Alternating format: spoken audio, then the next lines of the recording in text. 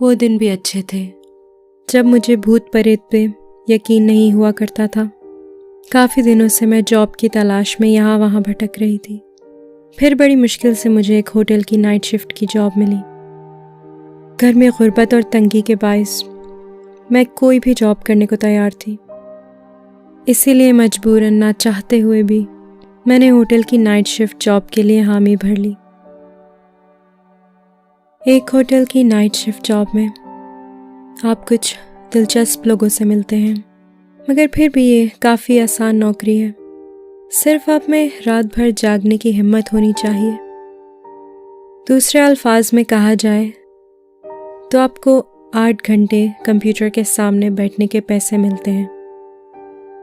अगर कोई कस्टमर आया तो ठीक है, वरना पूरा टाइम आपका ही है।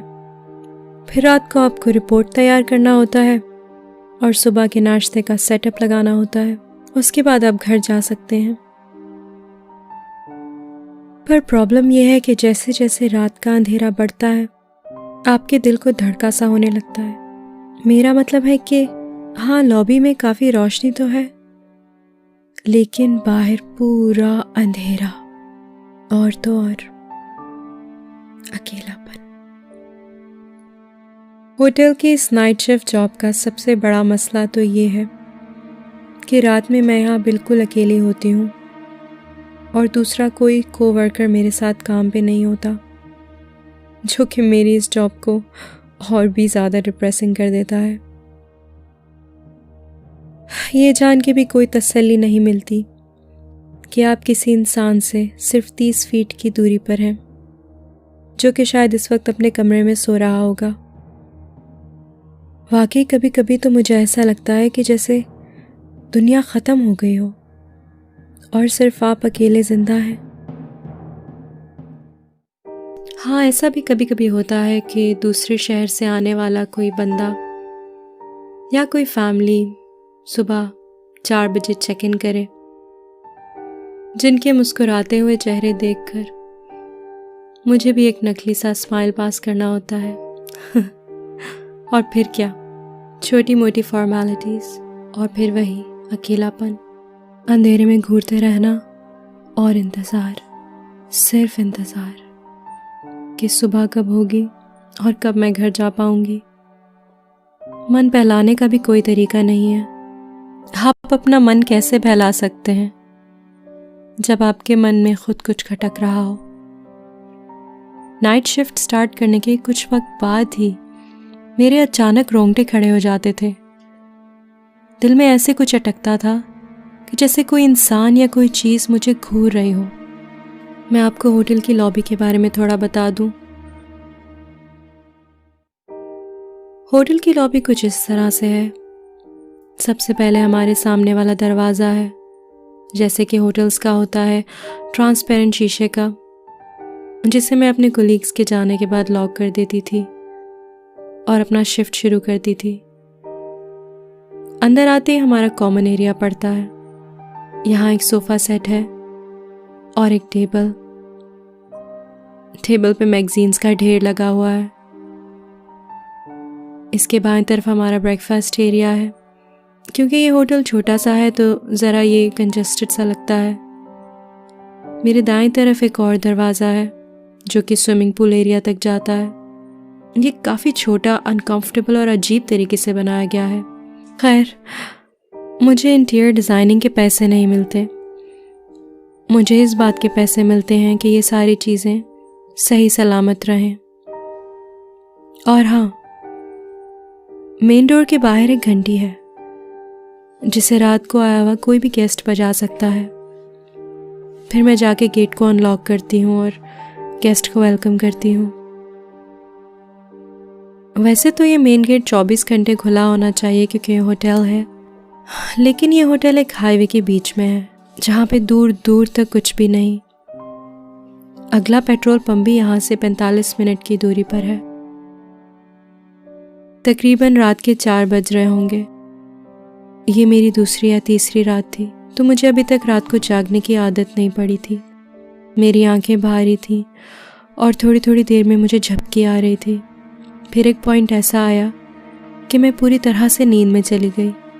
तभी बाहर की घंटी बजी। फौरन से मैं चौंक के उठी और चाबी लेके गेट की तरफ भागी। नींद में गेट खोलने लगी।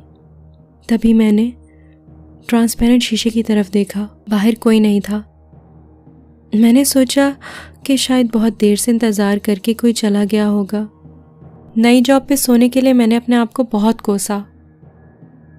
मुझे बस एक ही बात का डर था कि मेरे बॉस को सुबह कंप्लेन ना पहुंचे। मैं सीधा ब्रेकफास्ट एरिया गई और अपने लिए कड़क सी कॉफ़ी बनाई। मैंने रात भर जागने का इरादा कर लिया था। कुछ ही देर में बाहर की घंटी दोबारा बजी, उतने ही जोर से। इस बार घंटी पूरी बजने से पहले ही मैं दरवाजे के करीब पहुंच गई थी, मगर फिर भी कोई नहीं था। इस बार मैंने दरवाज़ा अनलॉक किया, सर बाहर निकाला और देखा। वाकई में कोई नहीं था। इतनी रात को तो कोई बच्चे भी नहीं हो सकते जो मेरे साथ मजाक कर रहे हों। इसके बाद रात भर कुछ नहीं हुआ।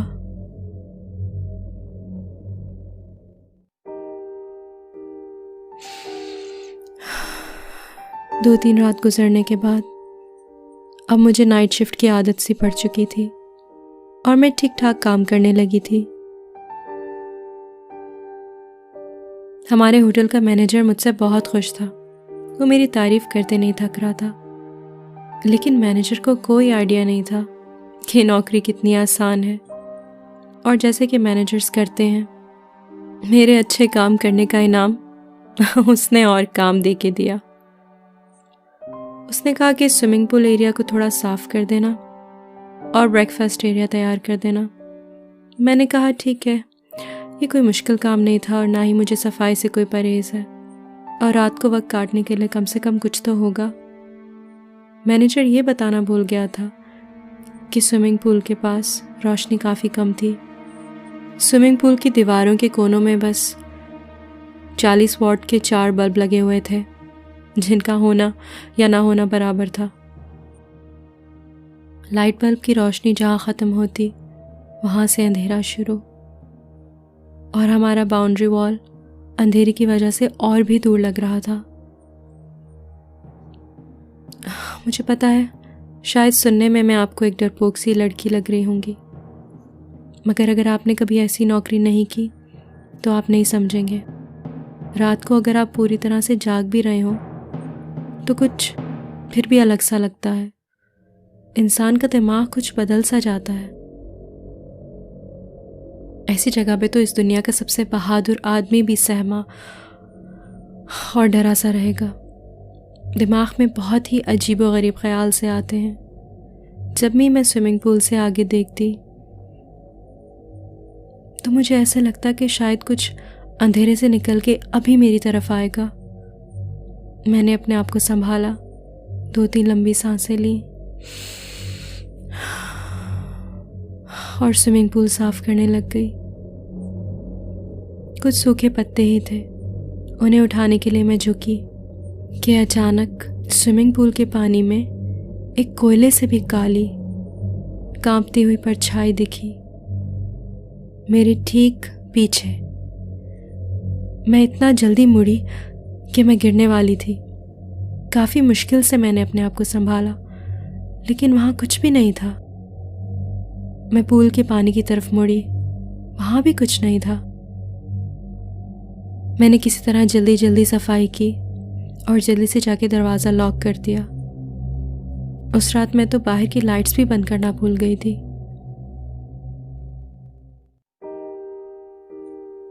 जब भी मैं इस बारे में अपने मॉर्निंग शिफ्ट वाले कोलीग्स को बोलती हूँ तो वो मेरा मजाक उड़ाते हैं, जैसे कि मैं उन्हें डराने की कोशिश कर रही हूँ। कम से कम वो मुझे पागल तो नहीं समझते। लेकिन ये सोच के चिढ़ भी होती है कि कोई मेरी बातों पे यकीन नहीं कर रहा। इस होटल में काम करते हुए 1 महीना पूरा होने के बाद मेरी जिंदगी का सबसे भयानक हादसा हुआ।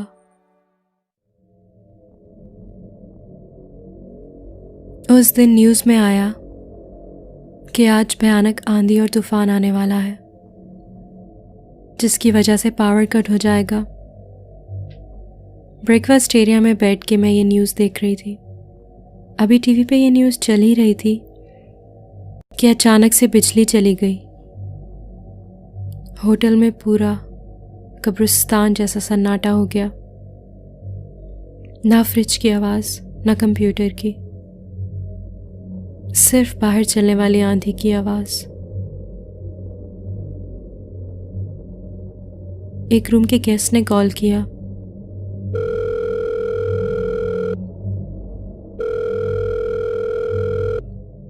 मैंने फ़ोन रिसीव किया।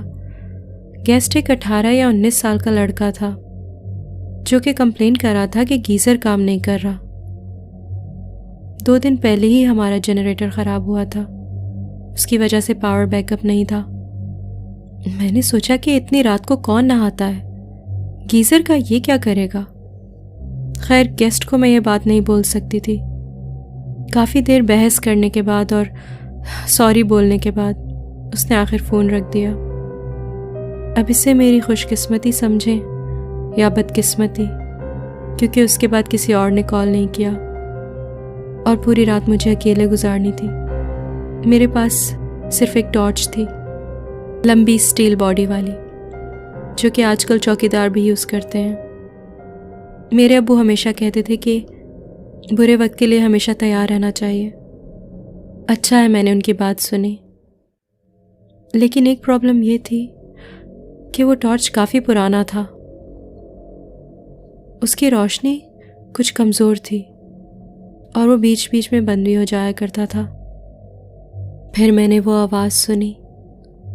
लोग कुछ भी कहें कि नहीं, वो हवा चलने की आवाज़ थी, या सूखे नल से हवा निकलने की, या दरवाज़ा बंद होने की। चाहे कोई कुछ भी कहे, लेकिन मैंने साफ सुना वो एक औरत के कराहने की आवाज़ थी, जो कि पूरी लॉबी में गूंज रही थी। बाहर नहीं, ये आंधी की आवाज़ नहीं थी। मैं किसी को बोलूं तो भी वो नहीं मानता। वो दर्द से कराहने की आवाज़ थी, जो कि सभी दीवारों से आ रही थी। और मैं टॉर्च को हर तरफ घुमा के देखने की कोशिश कर रही थी कि ये आवाज़ आखिर आ कहाँ से रही है। धीरे धीरे वो कराहने की आवाज़ पास आने लगी।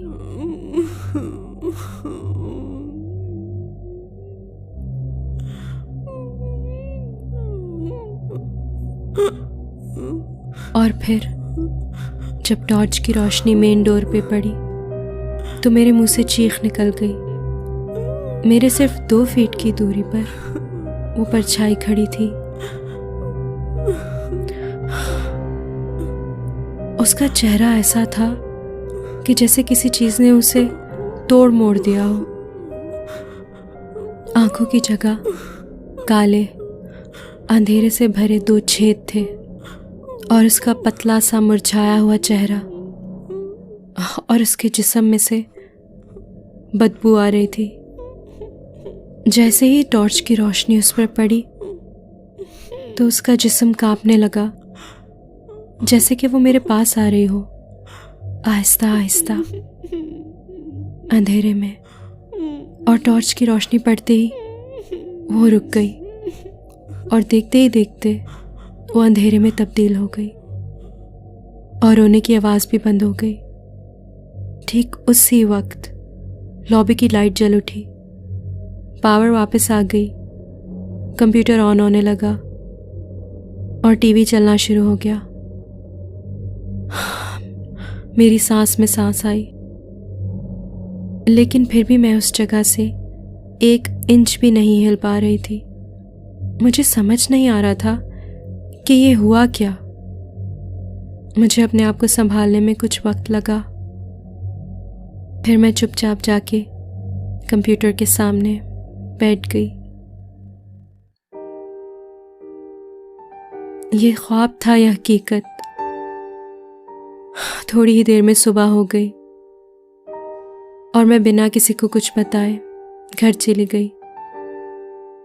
मैंने अपने बॉस को कॉल किया और कहा कि मैं आज रात को जॉब पे नहीं आ पाऊंगी, मेरी तबीयत कुछ ठीक नहीं है। मैं तो चाहती थी कि ये नौकरी छोड़ दूं, लेकिन बहुत मेहनत और मुशक्क़त के बाद ये नौकरी मिली थी और घर वापस जाके मुझे ताने नहीं सुनने थे।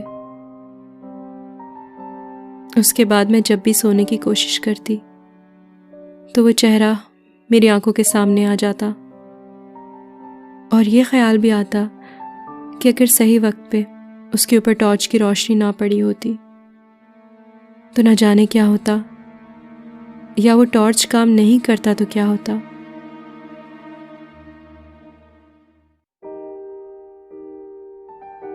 मैं यहाँ पे 4 महीने 3 हफ्ते और 6 दिन से काम कर रही हूँ। अगर ये 6 महीने होते तो मैं ये नौकरी छोड़ सकती थी, लेकिन 4 महीने का वर्क एक्सपीरियंस किसी काम का नहीं।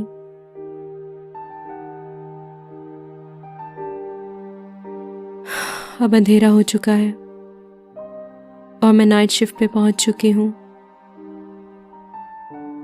न्यूज़ के हिसाब से आज फिर वो आंधी आने वाली है।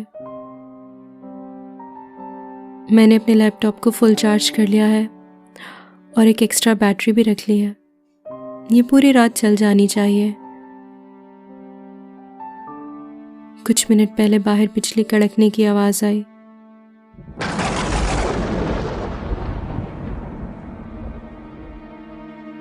और अब पूरी लॉबी में अंधेरा है। ओह, मेरा टॉर्च तो मेरी गाड़ी में ही रह गया है। अब मैं बाहर भी नहीं जा सकती। सब कुछ पूरा अंधेरा है। वो मेरे पास आ रही है। अब मेरे लैपटॉप की स्क्रीन पे परछाई दिख रही है। वो परछाई मेरे ठीक पीछे है और धीरे धीरे मेरे पास आ रही है।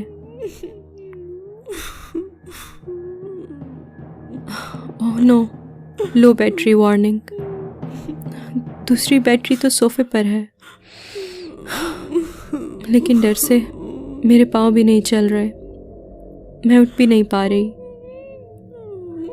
मुझे फिक्र नहीं करनी चाहिए, सब ठीक होगा।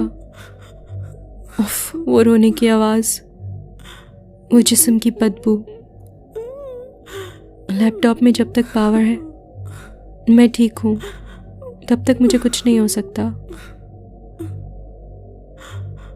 बिजली कड़कने की आवाज़।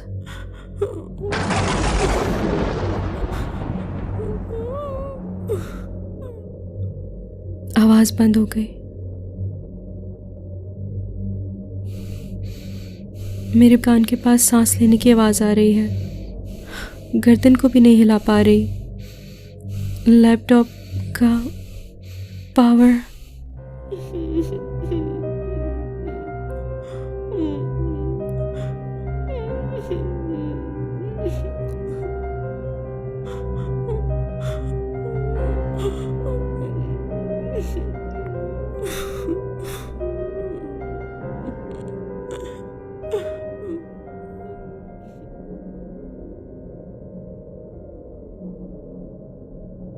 मेरी आवाज़ में और कहानियाँ सुनने के लिए सब्सक्राइब कीजिए मेरा YouTube channel and share this video to support me, ताकि मैं आपके लिए और कहानियाँ बना सकूँ। मिलती हूँ आपसे अगली कहानी के साथ।